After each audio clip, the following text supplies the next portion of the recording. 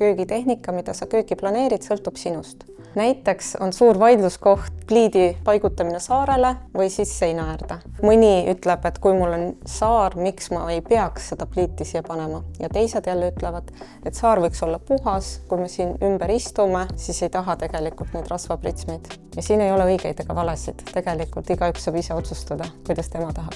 Kui planeerid pliidiplaati saarele, siis on soovitus kasutada pliiti, kus on integreeritud õhupuhasti. Miks see hea on?